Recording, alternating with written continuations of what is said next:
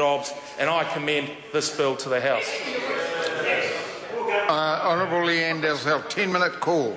Mr Speaker, the regulatory impact statement was written so long ago it was prepared by the Ministry of Economic Development. The Ministry of Economic Development hasn't actually been around for a little while. It is now MOBI, the Ministry of Business, Innovation and Enterprise, and it has replaced the Ministry of Economic Development. And when I actually looked at the fact that the regulatory impact statement was prepared by the Ministry of Economic Development, I thought I'd better have a look at the timetable for implementation that the regulatory impact statement contained. This bill was introduced into the House on the 31st of July this year. Today, of course, is the 28th of November. And already this bill has failed to meet the targets that were set by this regulatory impact statement. Let me read paragraph 42, which establishes that the implementation section reads, "A bill will need to be passed by Parliament to give effect to the changes.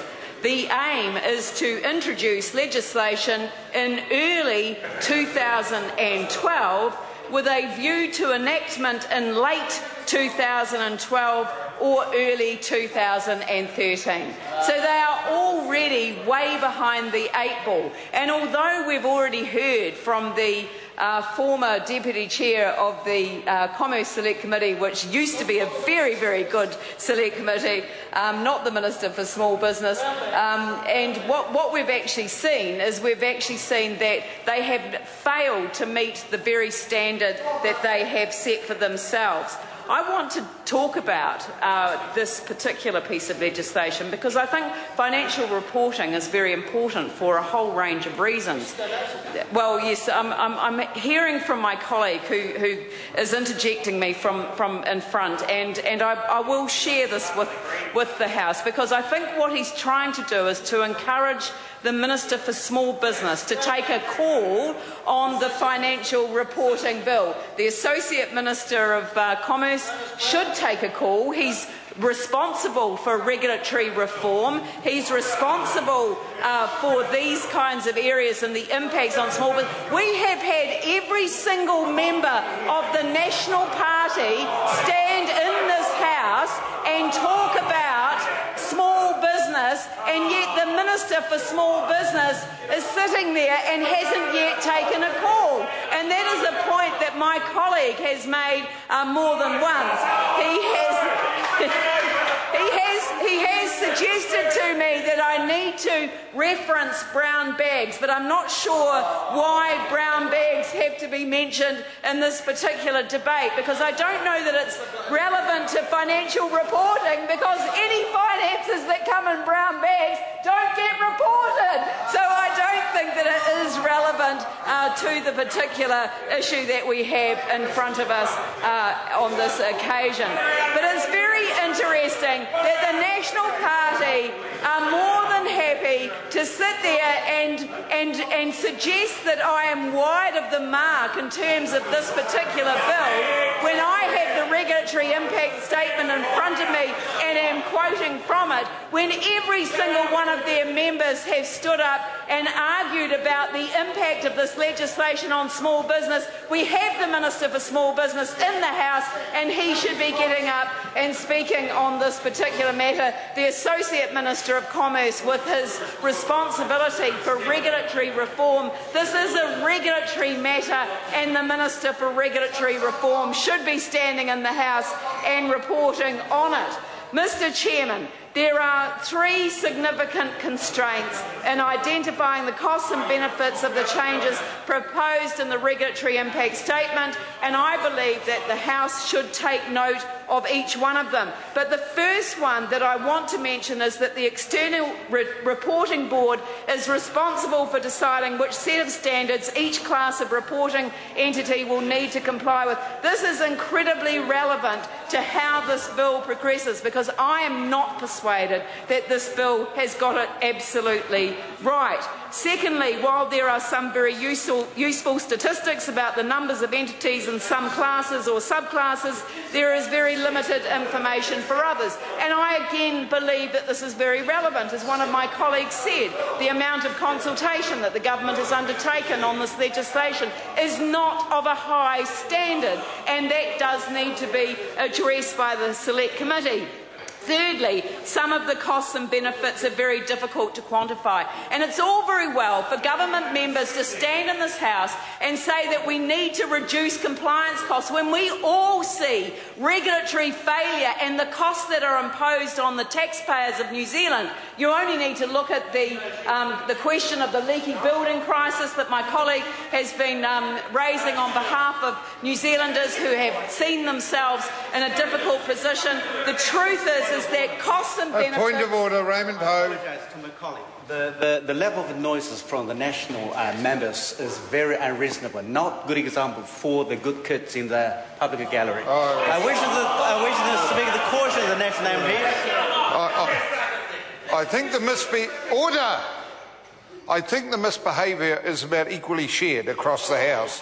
Leanne Dalziel. Thank you, Mr. Chairman. The point that I'm making is that some of the costs and benefits are very difficult to quantify, and part of the reason for that is that the government hasn't done a very good job of consulting on this particular piece of legislation.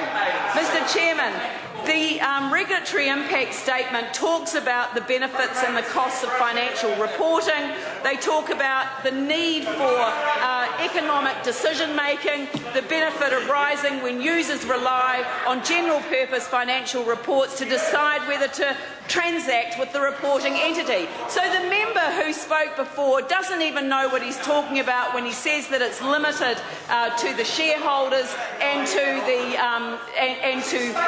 the stakeholders. No, he said the shareholders was what he was talking about, and the point that I'm making is that people actually need to know whether they should be transacting with a reporting entity, and that's what financial statements are for. They're used to contribute to decisions about whether to buy, sell or hold shares, but altogether whether to transact with the entity or not. The second is to promote accountability by the entity. Order.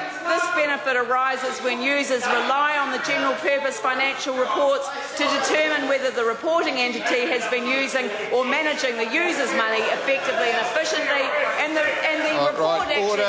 Order. Look, I'm sorry to interrupt the member. Saying. Look, the cross-flow of interjections and comments that aren't related to what's being spoken has just gotten out of order, and I'm going to ask members to restrain themselves.